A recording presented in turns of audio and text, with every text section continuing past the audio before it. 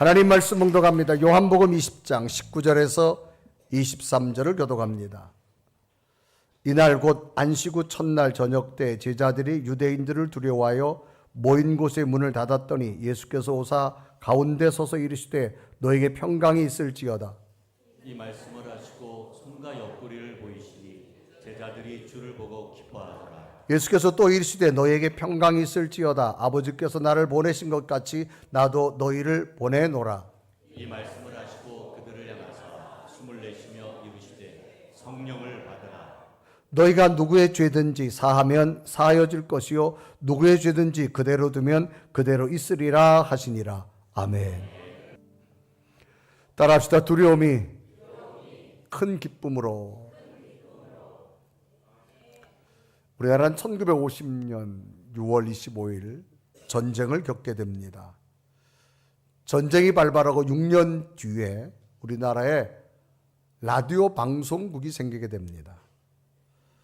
이것은 1956년도 선교사가 갈 수 없는 불가능한 곳에 전파 선교를 목적으로 세워진 방송국이 극동방송국입니다. 설립하신 분은 김장환 목사님이십니다. 이 김장환 목사님 미국에서 생활하시다가 미국 여인과 국제 결혼을 하게 됩니다. 그래서 두 아들 요셉과 요한을 낳게 되는데 그래서 아이들은 혼혈아가 되어집니다. 김요셉, 김요한 후에는 아버지 뒤를 이어서 목회자가 되어집니다.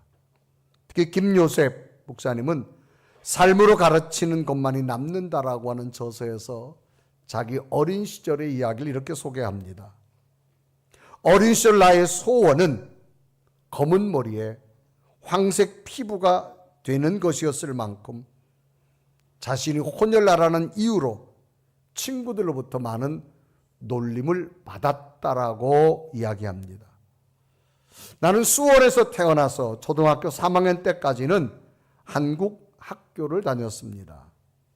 초등학교 4학년이 되던 때 여름에 안식년이 되어서 우리 가족은 아버지를 따라 어머니의 고향 미국 미시건으로 가게 됩니다.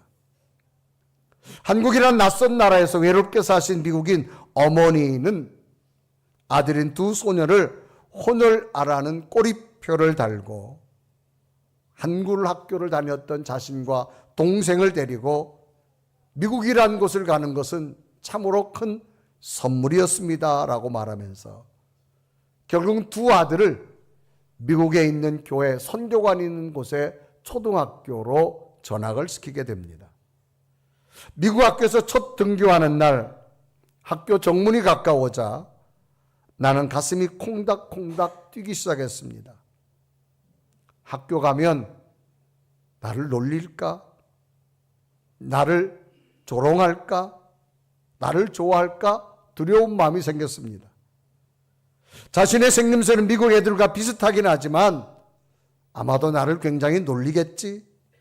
내가 공부는 따라갈 수 있을까? 엄마한테 영어로 말을 배웠지만 영어 공부를 제대로 해본 적도 없어서 영어책은 잘 읽을 줄도 모르는데 라고 하는 마음의 걱정이 앞섰습니다. 큰 걱정으로 별별 생각이 머리를 다 스쳐갔습니다. 그리고 4학년 교실에 배정이 됐습니다. 첫 시간은 영어 단어들의 스펠링을 복습하는 시간이었습니다. 선생님은 두툼한 영어 카드, 단어 카드를 가지고 와서 앞줄서부터 하나하나 지난번에 배운 것을 복습하기 시작합니다. 한 학생에게 스프링이라는 단어를 주면서 스페링을 말해보라고 합니다. 이 아이는 또박또박 SPRING 스프링을 말합니다. 그 다음 또 말합니다. 이번엔 뉴스페이퍼야. 그러면서 그 다음 학생한테 이렇게 물어보려고 하다가 얼떨결에 이제 새로 전학 온 이 요셉 소년과 선생님이 눈을 마주칩니다. 그런데 그때 선생님이 갑자기 일어서라 그럽니다. 앞으로 나오라 그럽니다. 갑자기 이런 일이 왜 내게 일어날 수 있을까? 두려움과 염려, 걱정, 선생님은 정말 해도 너무하지. 인정사정 정말 없는 분이구나. 그러니까 분필을 주어집니다. 칠판을 향해서 쓰라고 이야기하는 겁니다. 어떻게 합니까? 그래서 등을 돌려서 칠판으로 글씨를 쓰려고 하는데 선생님이 말합니다. 얘들아, 내가 너희들에게 어제 얘기했지. 오늘 우리 반에 새로 전학 온 요셉인데, 요셉은 한국의 선교사님 자녀야. 요셉은 한국이란 곳에서 태어나서 한국말을 아주 잘한단다. 그리고 요셉에게 말합니다. 요셉아, 선생님 이름을 한국말로 칠판에 좀 써줄래? 선생님 이름은 샤프야. 그러자 나는 선생님 이름 샤프를 한글로 또박또박 썼습니다. 그것은 식은 죽 먹기였습니다. 칠판에 선생님 이름을 쓰고 딱 돌아섰는데 교실에 난리가 났습니다. 반 친구들은 내가 무슨 이집트 성형 문자 고고학자인 줄 알고 탄성과 환호를 막 지르기 시작합니다. 교실이 떠나갈 듯 한글로 쓴 글씨를 보고 아이들이 막 놀리기 시작합니다. 그때 용감한 남자아이가 손을 들고 말했습니다. 요셉아, 내 이름 한국말로 좀 써줄래? 내 이름은 탐이야. 그래서 옆에 있던 애가 내 이름은 메리야. 내 이름은 수잔이야. 그래서 칠판에다 친구들의 이름을 적을 때마다 아이들은 감탄을 하고 박수를 쳤고 갑자기 교실 안은 난리가 났습니다. 친구들이 불러준 이름을 하나하나 칠판에 한국어로 쓰는 순간 내 속에 있던 근심과 걱정과 두려움이 순식간에 사라지고 나도 모르게 기쁨과 자신감으로 바뀌어지기 시작했습니다. 선생님께서는 자리로 돌아가서 앉으라고 나지막이 말씀하시고 천천히 말씀하십니다. 얘들아, 요셉이 한국 글을 참 잘 쓰지? 그리고 한국말도 잘한단다. 너희들도 이 다음에 외국 나라의 대사나 또한 선교사가 되려면 다른 나라 말을 이렇게 잘해야 되는 거야. 알겠지? 라고 말을 합니다. 이때 요셉의 마음속에는 한 줄기의 따뜻한 빛이 들어왔다라고 느낍니다. 환하고 고운 빛이 내 안에 어딘가에 숨어있던 어둠을 말끔히 몰아냈다라고 그는 글로 표현합니다. 이런 일이 있은 후에 1년 내내 우리 반은 물론 다른 교실에서도 한국말로 이름 쓰기가 학교에서 대유행이 되어졌고 저는 학교의 대스타로 떠오르게 됐습니다. 나는 그날의 일을 떠올리면 아직도 저는 가슴이 뜨거워집니다. 영어 못하는 파란 눈을 가진 아이가 될 뻔했던 저를 선생님은 한국어 즉 외국어 잘하는 아이로 만들어 주셨습니다. 이런 선생님의 따뜻한 사랑의 배려는 요셉의 마음속에 있던 두려움, 염려, 불안감을 한순간에 큰 기쁨이요 웃음 띤 얼굴로 바꾸어 줬다라고 하며 어린 시절의 이야기를 책에도 소개합니다. 오늘 부활절 아침 여러분 속에 어떤 두려움이 있다 할지라도 하늘에 큰 기쁨이 있기를 소망합니다. 오늘 성경 본문도 이런 내용입니다. 예수님의 십자가 죽음 이후에 예수님을 따랐던 많은 사람들은 큰 두려움과 좌절감에 빠져 있습니다. 더욱이 예수님을 죽였던 유대인과 로마 군인들이 행여나 예수님을 따랐던 이유로 자신들에게도 큰 해로움을 행하지 않을까 두려움이 앞서서 집 안에 들어가서 문을 꼭 닫고 숨어버렸습니다. 너무나도 무서운 공포, 불안, 두려움의 시간이었습니다. 이러할 때 갑작스럽게 예수님께서 찾아오신 겁니다. 그리고 말씀합니다. 얘들아, 너희에게 평강이 있을지어다. 그래서 요한복음 20장 19절 본문은 기록하죠. 이날 곧 안식 첫날 저녁 때 제자들이 유대인들을 두려워하여 모인 곳에 문을 닫았더니 예수께서 오사 가운데 서서 이르시되 너에게 평강이 있을지어다. 이때의 장면은 너무나 갑작스레 일어난 일입니다. 실제적으로 문을 꼭 닫고 두려움과 좌절된 마음으로 숨어있던 사람들에게 사흘째 되던 날 주님께서는 친히 부활의 모습으로 찾아오셨습니다. 그리고 말씀합니다. 너에게 평강이 있을지어다. 그리고 자신의 못 박힌 손의 못자국과 옆구리 창자국을 직접 보여주시는 겁니다. 놀랍게도 예수님의 부활 모습을 본 제자들이 눈으로 직접 보고 손으로 만져보는 그 순간 제자들의 마음속에는 믿어지며 두려움과 불안과 좌절된 마음이 하늘의 큰 기쁨으로 변해졌다는 사실입니다. 그리고 요한복음 20장 20절은 기록합니다. 이 말씀을 하시고 손과 옆구리를 보시니 제자들이 주를 보고 기뻐하더라.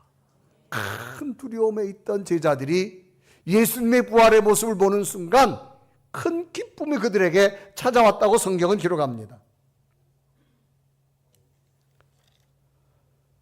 그리고 자신들도 예수님처럼 죽으면 예수님처럼 다시 살 것이라는 확신이 그들 속에 생겼습니다.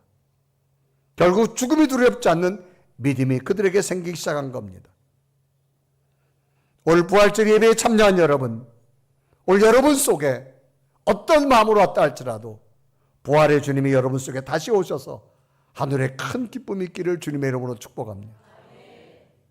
그러면 두려움이 큰 기쁨이 되려면 어떤 일들이 나타나야 될까? 첫째는 문을 열어야 됩니다. 예수님의 죽음을 목격한 제자들은 너무나 무섭고 두려워서 자신들의 집에 돌아가서는 문을 꼭꼭 잠그고 숨었습니다. 이때 장면을 요한복음 10장 19절은 기록하죠. 이날 곧 안식 후 첫날 저녁에 제자들이 유대인들을 두려워하여 모인 곳에 문을 닫았더니 예수께서 오사 가운데 서서 이르시되 너에게 평강이 있을지니라. 여기 보니까 문을 닫았더니라는 말이 있습니다. 원어에 보면 문이란 말은 뒤라라고 하는 단어입니다. 그런데 오늘 성경 본문은 단수가 아니라 복수로 사용됐습니다. 문들 뒤론이라는 단어입니다. 그러니까 제자들이 거하여 있던 그 집이 문 하나만 닫은 것이 아니라 모든 문들을 닫았다는 겁니다. 하여간 밖으로 나갈 수 있는, 밖에서 안으로 들어올 수 있는 문은 모든 문은 닫았다는 것을 의미합니다. 그것은 얼마나 마음이 두려웠으면 혹시나 로마 군인들이 유대인들이 찾아와서 자기들을 끌고 가지 않을까 얼마나 두려웠으면 모든 문들을 다 꼭꼭꼭 닫았다는 의미입니다. 그런데 예수님께서는 문이 닫혔지만 부활의 모습은 어느 순간 자기들 앞에 나타났습니다. 초자연적인 모습으로 나타난 겁니다. 초자연적이라는 말은 이성과 논리를 뛰어넘어 일어나는 현상을 초자연적이라고 말합니다. 문들이 모두 닫혀 있음에도 불구하고 예수님은 들어오셔서 부활의 모습을 그대로 보여주신 겁니다.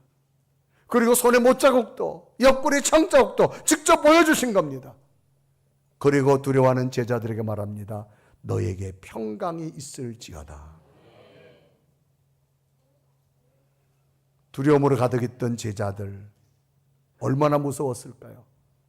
예수님의 십자가 죽음 앞에 절망하고 자기들에게도 이 죽음이 다가오지 않을까 두려워서 문들을 꼭꼭 닫고 있었는데 부활의 주님은 직접 찾아오셔서 너에게 평강이 있을지어다. 이 말 한마디는 제자들에게 새로운 희망이고 새로운 꿈이었고 새로운 분명한 약속이었습니다. 오늘을 살아가는 여러분 속에 수많은 근심과 걱정, 염려 때문에 여러분이 해결하지 못하는 수많은 일들 때문에 때론 두려워하고 근심과 걱정이 얼마나 많습니까? 이 시간 부활의 주님 여러분 심령 속에 오셔서 평강이 있을지어다. 두려움이 다 사라지기를 주님의 이름으로 축복합니다. 그러면 오늘 우리에게 이런 은혜가 임하려면 어떻게 될까요?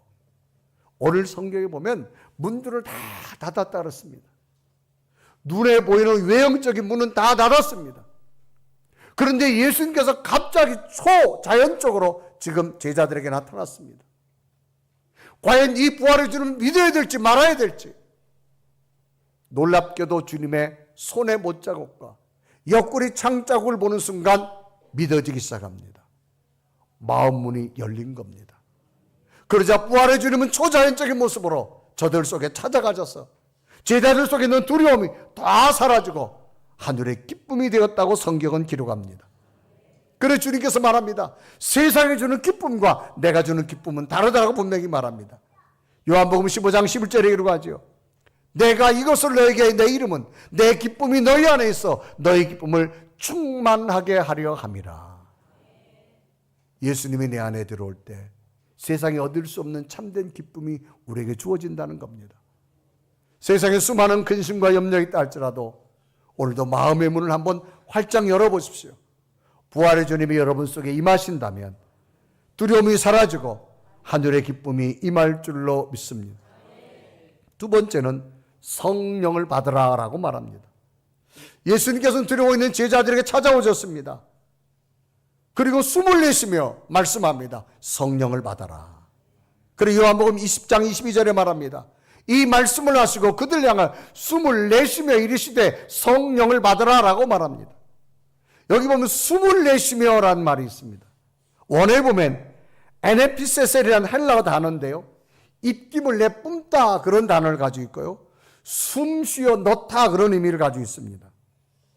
구약에서는 생명을 넣거나 생명을 잃은 자에게 새로운 생명을 부여할 때 이런 단어를 씁니다. 숨을 내쉬며 그런 의미를 가져야 합니다.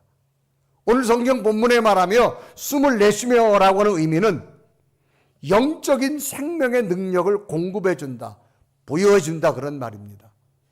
그러니까 예수님께서 지금 숨을 내쉬며 너에게 성령을 받으라는 말은 이 영 속에서 새로운 너희들이 알지 못하는 신비로운 생명의 능력이 지금 너희들에게 임할 거라는 겁니다.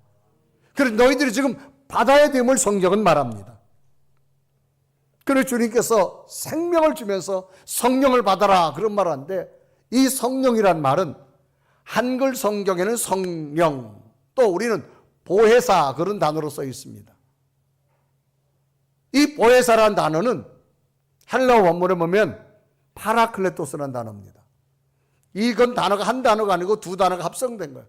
파라는 단어와 클레토스라는 단어인데 파라는 단어는 부르심을 받은 이 클레토스라는 말은 내 곁에 계신 분 그런 얘기예요. 그러니까 부르심 받아 지금 내 곁에 계신 분을 상징할 때 보혜사 파라클레토스라고 원어를 씁니다. 헬라어 원문의 성경이 있었지만 140년 전에 저 영어권에 있는 선교사를 통해서 이 땅에 복음이 들어왔습니다. 저 호주나 카나다나 저 미국이나 영국 그러면 우리보다 복음을 먼저 받아들인 이 영어권의 사람들은 파라클레토스 성령이라는 원어를 어떤 단어로 표기했을까? 미국 표준 성경은 헬퍼라는 단어를 씁니다. 헬퍼라는 의미는 우리를 도와주는 분이라는 거예요. 또 NIV 성경, 새 국제 성경은 카운셀이라는 단어를 씁니다. 우리를 상담해 준다는 겁니다. 우리의 인생에 우리가 어찌할 수 없을 때 성령님 우리를 도와주시는 분이고 우리가 어찌할 수 없을 때 마음이 불안해할 때 미래를 열어주시는 상담자가 되어주심을 의미합니다. 그리고 주님께서는 숨을 내쉬며라고 하는 말입니다. 숨을 내쉰다는 얘기는 생명을 공급해 준다는 겁니다. 이 생명을 공급해 준다는 얘기는 창세기 보면 하나님께서 이 땅에 흙으로 사람을 만드시고 코에 생기를 불어넣을 때 그 생기를 불어넣을 때 뭐야? 생명을 공급해 준다는 의미입니다. 그래서 창세기 2장 7절에 이르고 하죠. 여호와 하나님이 땅의 흙으로 사람을 지으시고 생기를 그 코에 불어넣으시니 사람이 생명이 되니라. 불어넣었단 말입니다. 흙이었는데 하나님이 영이 들어가고 나니까 새로운 생명이 만들어졌다. 오늘 성경에 보면 너희들이 성령을 받으라. 그 코에 불어넣었다는 얘기는 하나님의 영을 그와 함께 공급해 주었다. 그러면 너희들이 마음을 열고 하나님의 성령을 여러분이 받는다라면 너희들에게는 이 땅에 얻을 수 없는 새로운 생명의 역사가 나타난다. 그래서 새로운 창조가 일어날 수 있음을 말합니다. 그래서 이 마음문을 열고 이 하나님께서 생명의 공급을 받는 얘기는 우리가 마음을 열고 받으라는 얘기입니다. 수여한다는 얘기는 줄 때에 우리가 받음을 말합니다. 그래서 오늘 성경은 분명히 말합니다. 주님께서 새로운 생명을 주신다는 겁니다. 그래서 성경은 기록하죠. 숨을 내쉬며라는 말이에요. 숨을 내쉬며. 우리에게 성령을 공급하며 숨을 내쉬며 우리가 영접하고 받으면 우리 속에는 하나님의 영이 새롭게 창조되는 기적을 보게 될 것이다. 새로운 능력을 얻게 될 것이다. 사람은 세 가지의 에너지를 가지고 살아갑니다. 첫째는 육체적 에너지입니다. 우리 몸은 육체를 가지고 있습니다. 그래서 여러분 근력, 에너지가 있는 동안, 그래서 끊임없이 영양분을 공급합니다. 잘 먹어야만 힘을 쓸 수 있습니다. 그런데 육체적 에너지도 한계가 있습니다. 어느 순간 육체적 에너지가 다 끊어지면 몸이 움직이지 않습니다. 마치 42.19km를 달리는 마라톤 선수라고 합시다. 마라톤 선수가 정말로 장거리를 뜁니다. 그러나 어느 순간에 가다 보면 육체가 숨도 여기까지 차고 이제 다 소진됩니다.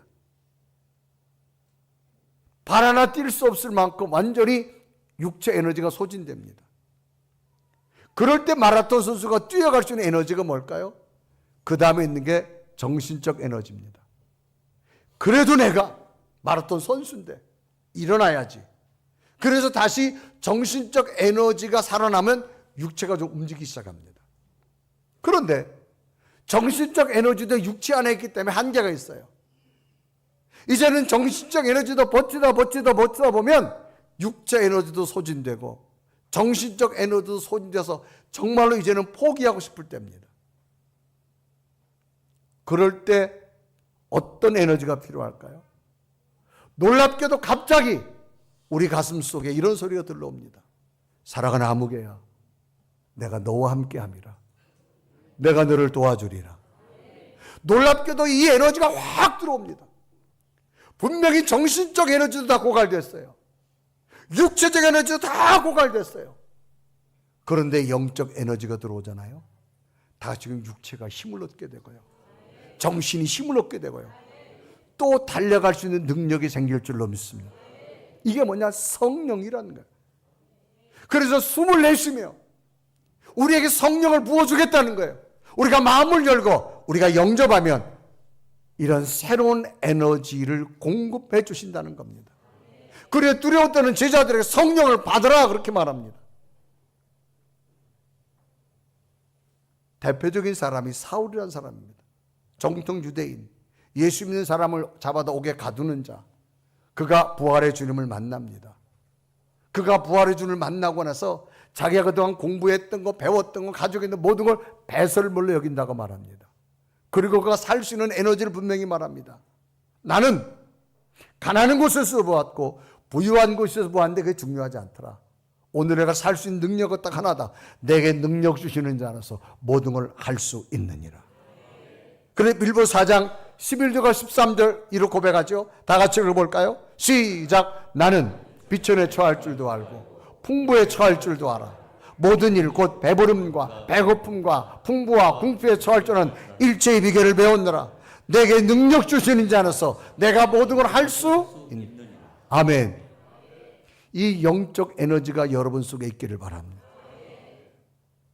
여러분 인생을 살아오다가요, 힘들고 어려울 때 얼마나 많이 만나셨습니까? 여러분 자녀들 키우다가 힘들고 어려운 일 얼마나 많이 만나셨어요? 이제 누가 봐도 내 힘으로 안 될 때, 내 힘으로 안 될 때, 내가 아무리 정신을 가다듬어도 더 이상 바라보는 자녀들의 미래가 어떻게 될까 두려울 때, 그럴 때 하나님의 영이 여러분 속에 들어오는 겁니다. 사랑하는 아무개야, 왜 네가 키우려 그러니? 내가 키울 거야. 왜 네가 걱정하니?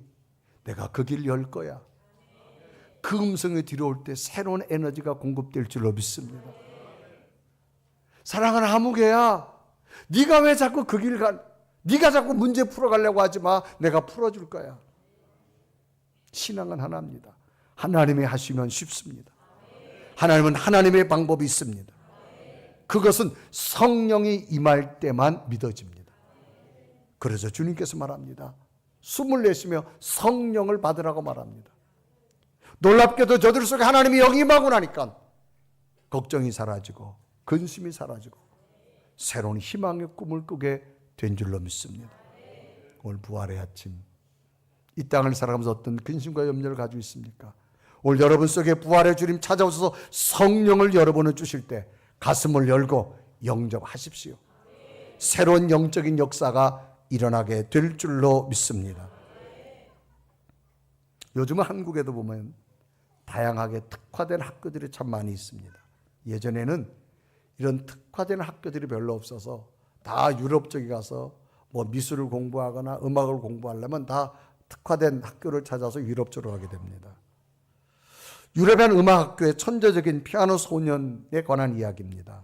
이 소년의 이름은 엘리오라는 소년이었습니다. 이 엘리오는 어려서부터 음악에 아주 천재적인 재능이 있었고,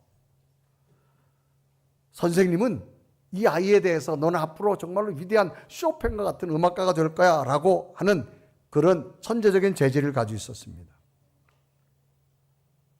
이 소년은 아주 피아노 실력이 탁월했습니다. 그런데 그 소년이 14살 때 어느 날 엘리오가 자전거를 타다가 넘어집니다. 그러면서 손가락을 다치게 됩니다. 결국 수술을 해야 했습니다. 수술 후에 의사 선생님의 소견입니다. 너는 힘줄이 끊어져서 연결했지만 평생적으로 정상적으로 손가락을 움직이며 살아갈 수 없단다라고 의사의 소견입니다. 그 이야기를 들은 피아노 치는 소년은 얼마나 무너집니까? 손에 심줄이 끊어져 정상적으로 손가락을 움직일 수 없다는 그 말에 자기의 피아노는 이제 모든 것이 무용지물이 되어버리고 맙니다. 그토록 사랑하는 피아노는 더 이상 칠 수 없는 현실 앞에 완전히 무너집니다. 방에 들어가서 문을 닫아놓고 사람과 만나지 않습니다.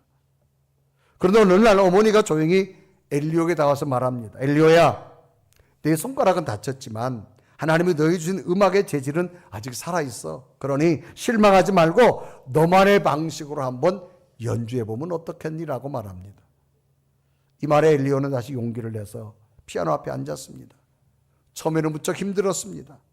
기존에 익혔던 방식과 전혀 다르게 새로운 손가락 조합을 이루어가지고 피아노를 쳐야만 했습니다. 하지만 엘리오는 포기하지 않았습니다. 그의 연주는 기교적으로 완벽하지 않았지만 마음속 깊은 곳에 울리는 그 무언가가 있었기 때문입니다.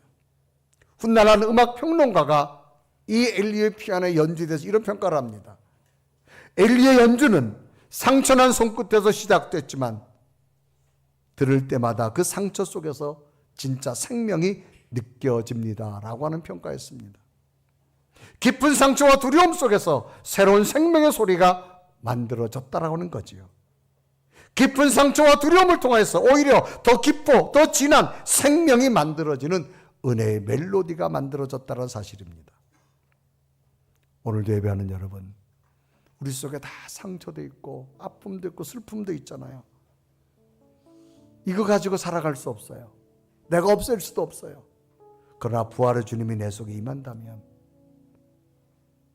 그 상처는 기쁨이 될 것이고 그 눈물은 하늘의 기쁨으로 만들어 주실 줄로 믿습니다. 내가 어찌할 수 없어 좌절될 상황, 내 힘으로 안 될 때 하나님 우리에게 성령을 주셔서 새로운 창조를 만들어 주시고 새로운 능력을 주실 줄로 믿습니다. 오늘 부활의 이 아침에 친히 여러분 심령에 찾아오셔서 새로운 생명을 공급하시고 성령의 능력으로 여러분 속에 절망과 좌절이 다 떠나가고 새로운 희망을 꿈꾸는 부활의 능력이 여러분의 있기를 주님의 이름으로 축복합니다. 우리 한번 고백하며 찬양할까요? 그럼 내 마음속에 부활의 주님이 찾아오기를 소망합니다. 우리 고백하며 찬양합니다.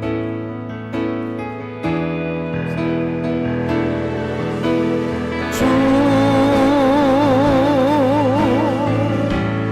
나의 참된 소망 걱정 근심 전혀 없네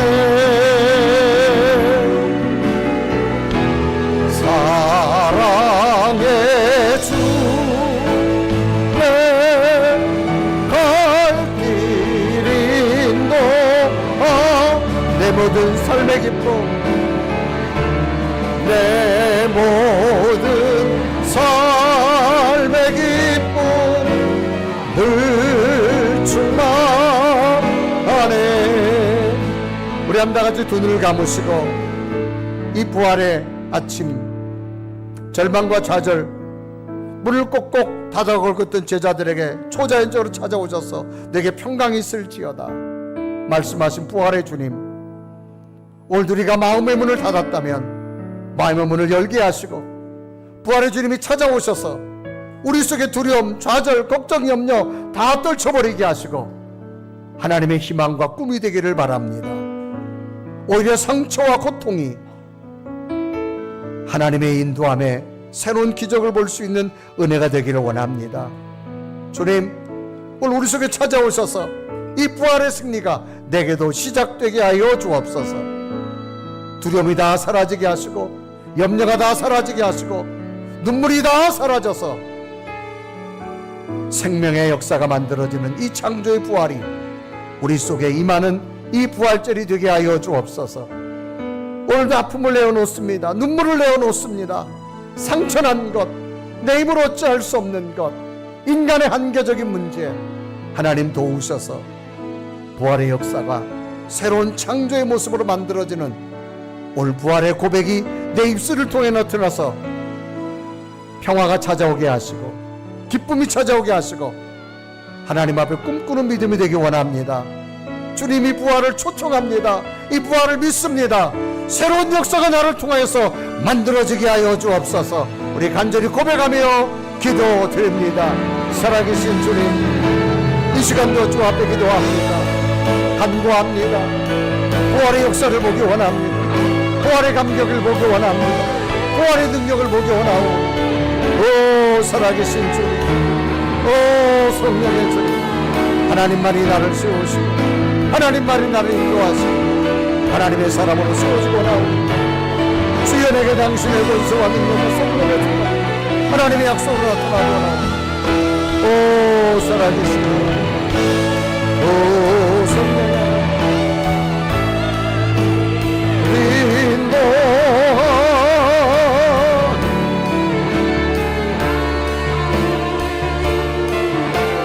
삶의 기쁨을 충만하네. 살아계신 하나님, 주님의 부활을 믿게 하시고 내가 마음의 문을 열고 오늘도 초청할 때 하나님의 새로운 창조 역사가 성령의 능력으로 일어나게 하여 주옵소서. 죽음의 권세를 이기신 주님, 우리 속의 육체의 질병이 부활을 믿음으로 떠나게 하시고 염려와 좌절이 하나님의 꿈이 되게 하시고 하나님의 소망이요 하나님의 약속이 되게 하여 주옵소서. 예수 그리스도의 이름으로 간절히 기도드리옵나이다.